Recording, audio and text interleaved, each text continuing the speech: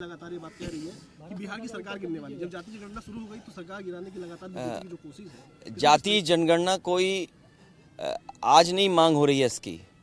अंग्रेज़ों ने किसी ज़माने में 1931 में ये समझा था कि जाति जनगणना हो, और संविधान के अधिकार तभी मिल सकते हैं हर जाति बिरादरी को जब जातियों की गिनती पता हो।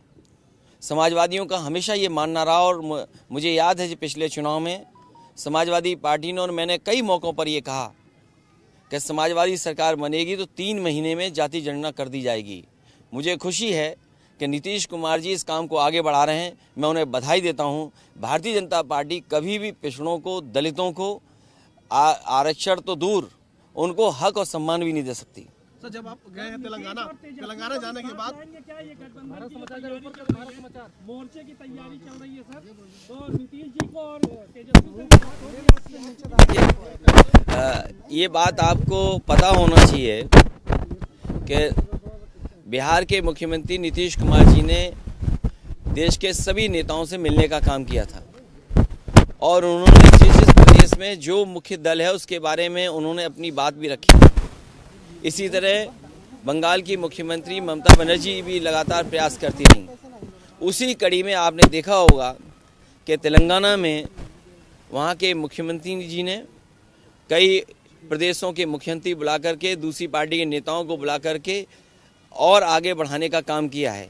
जिस तरीके से भारतीय जनता पार्टी दिन गिनने लगी है, याद कीजिए दिल्ली में इनका नेतृत्व बैठा, उसने कहा कि अब 400 दिन बाकी हैं, और मैं आज कहना चाहता हूं जब इनकी प्रदेश कार्यकारिणी बैठी है तो 398 डेज बचे हैं। इस प्रदेश की जनता ने इनका हाल और इनका काम देखा है।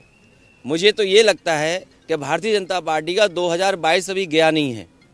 अगर 2022 चला गया होता तो आज किसान की आय दोगुनी होती, किसान के गन्ने का भुगतान हो जाता, बिजली का इतना महंगा बिल नहीं देना पड़ता, कीटनाशक दवाइयाँ इतनी महंगी न होती, खाद से लेकर के डीएपी का कोई इंतजाम सरकार ने नहीं किया। और जिस तरीके से संस्थाओं में अपने लोगों को बैठा रहे हैं और भेदभाव कर रहे हैं, क्या उम्मीद कर सकता है हैदरगढ़ में बगल में लखनऊ के जहां मुख्यमंत्री बैठते हों, एक को आत्मदाह करना पड़ा हो? कस्टोडियल डेथ सबसे ज़्यादा हो रही हैं। आज जब प्रदेश कार्यकारिणी इनकी बैठी है तो कम से कम बलवंत सिंह के परिवार में जो उनकी पत्नी थी उनको सरकारी नौकरी देने का भी फैसला लें और 1 करोड़ रुपए देने की भी मदद करें। यही भारतीय जनता पार्टी है। इनके सब प्रदेश के नेता समाजवादी पार्टी को कहते थे कि इनकी सरकार में भेदभाव होता है।